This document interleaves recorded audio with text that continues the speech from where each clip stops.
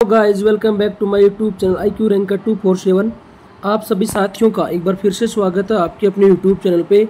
दोस्तों, इस वीडियो में हम बात करेंगे एक तो हरियाणा JBT रिजल्ट का जो केस है, जिस पे जो रिजर्वेशन पॉलिसी वाला जो केस चल रहा है उसके ऊपर बात करेंगे कि आगे क्या होने वाला है, अभी तक की क्या अपडेट है। उसके बाद हम बात कर लेंगे इसके ऊपर जो CET के फॉर्म की जो लास्ट डेट है वो ख़त्म हो चुकी है। आप सभी ने CET का फॉर्म भर दिया होगा और उम्मीद करता हूँ कि सभी ने बिल्कुल सही फॉर्म भरा होगा और सही कास्ट सर्टिफिकेट जो भी BC-B या BC-A की सर्टिफिकेट जो बन नहीं रही थी उसके लिए जो मारामारी चल रही थी, तो आपने नई सर्टिफिकेट ही लगाई होगी। बहुत से बच्चे ऐसे हैं जिन्होंने जर्नल से फॉर्म अप्लाई कर दिया या ओल्ड BC-B या BC-A की सर्टिफिकेट लगा दी, ताकि जो दोबारा से करेक्शन लिंक ओपन होगा तब हम जो है ये सर्टिफिकेट लगा देंगे। ये चीज़ें मेरे सामने और भी चीज़ें आई हैं, उन सब पे बात करेंगे। और तीसरी जो चीज़ है इस वीडियो में बात करेंगे, कहेंगे रिवाइज रिजल्ट ग्रुप सी का अभी रिवाइज रिजल्ट हुआ है कुछ दिन पहले। अब बहुत से बच्चों की जॉब जो है ऐसे पता लगा है कि भाई नहीं रही है, मतलब उनको हटा दिया गया है, काफ़ी के डिपार्टमेंट चेंज हो गए हैं, कुछ बच्चे नए ऐड किए गए। तो चलिए दोस्तों, वीडियो की शुरुआत यहीं से कर लेते हैं कि रिवाइज रिजल्ट ग्रुप सी का जो मैटर था उसमें मैं एक चीज़ आपको बता दूं कि अभी तक जो है, जैसे मान लो आप किसी भी डिपार्टमेंट में काम कर रहे हो, तो जब तक उस डिपार्टमेंट में आपके लिए कोई भी ऑफिशियली लेटर नहीं आता है तब तक आपको कुछ नहीं करना है, आप अपने उसी विभाग में जाते रहेंगे। दूसरी चीज़ जो है, जब भी अगर डिपार्टमेंट आपके लिए कुछ भी मतलब अच्छा ही करेगा, अगर कुछ भी आपके साथ कुछ भी गलत होता है तो फिर आप मिलके जो है आप कोर्ट की तरफ या किसी भी डिपार्टमेंट में मतलब HSC बोर्ड में या कोर्ट की तरफ जाओगे, उससे पहले आपको कुछ भी नहीं करना है। तो ये था रिवाइज रिजल्ट ग्रुप सी के ऊपर, ठीक है। दूसरी चीज़ जो मेन चीज़ अपनी ये है CET करेक्शन लिंक।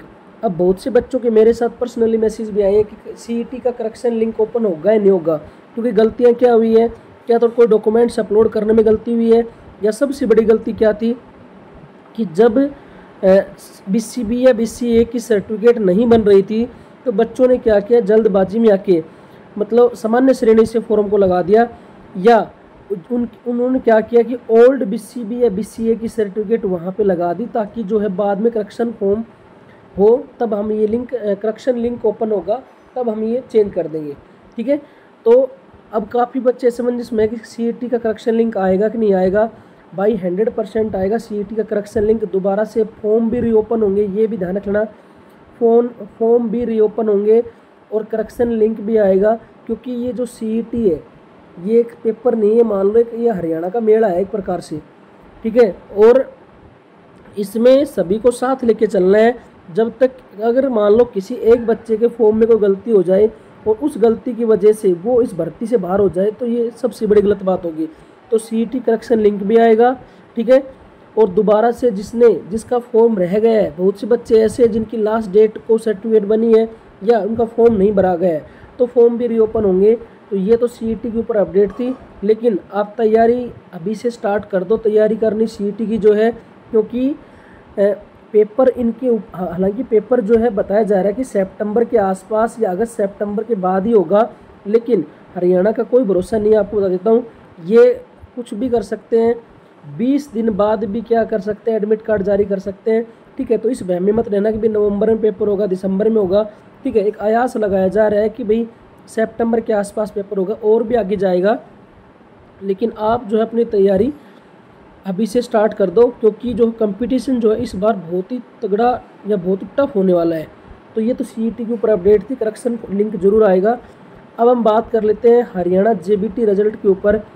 जो इस भर्ती ने क्या किया कि इसके जो एग्ज़ाम हो गया था और उसका एग्ज़ाम का रिजल्ट भी जारी कर दिया गया था, लेकिन इस भर्ती के ऊपर केस होने का कारण क्या था कि EWS की जो लिस्ट थी वो जर्नल से ज़्यादा चली गई। तो उसके कारण क्या हुआ कि बहुत से बच्चों ने केस डाल दिए जो EWS श्रेणी के थे कि भाई हमें रिजर्वेशन पॉलिसी हमें नहीं मिली, रिजर्वेशन कोटा नहीं मिला, अगर हम पहले पेपर में बाहर हो जाएंगे तो जब मेरिट लिस्ट आएगी फाइनल, उसका रिजर्वेशन लेके हम क्या करेंगे, ये कहनी थी। इसकी 25 जुलाई को इसकी डेट मिली थी, कोर्ट में कि कोर्ट ने इसको 25 जुलाई की इसको डेट दे दी थी और इसके ऊपर टेम्परेरी स्टे लगा दी थी। अब होगा क्या आगे, इसके ऊपर बात करते हैं। यहाँ पे विभाग कह रहा था, सबसे पहले तो बातें चल रही थी भी ऑनलाइन डीवी होगा, ये बातें चल रही थी। इसके ऊपर सभी बच्चे जो हैं विभाग को कह रहे थे भी ऑनलाइन डीवी ना करवाया जाए, ऑफलाइन डीवी करवाया जाए। उसके कारण मैंने बताए भी थे कि ऑफलाइन डीवी करवाया जाता है तो ऑटोमेटिक जो लिस्ट जो है वो 1.5 या 2 नंबर जो है मतलब नीचे आएगी 100%। लेकिन ऑनलाइन डीवी करवाया जाता है तो यहाँ पे बच्चों को थोड़ा नुकसान हो सकता है। तो हमारी जो मुहिम चल रही थी वो चल रही थी ऑफलाइन डीवी को लेके। लेकिन एक तीसरी चीज़ यहाँ पे बीच में आके आ जाती है, केस वाली चीज़ जो है।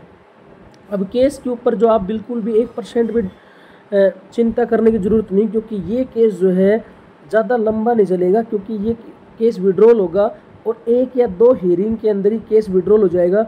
अब ऐसा नहीं कि भाई जुलाई के अंदर जैसे केस विड्रॉल होगा पहली हीयरिंग पे या दूसरी हीयरिंग पे, जुलाई के बाद जो अगस्त होता है उसमें, तो आपका जो है रिजल्ट जल्दी जारी कर दिया जाए। इसमें इस चीज़ में आपका जो है टाइम लग सकता है। कितना लगेगा ये तो जो है विभाग ही बता सकता है, ठीक है।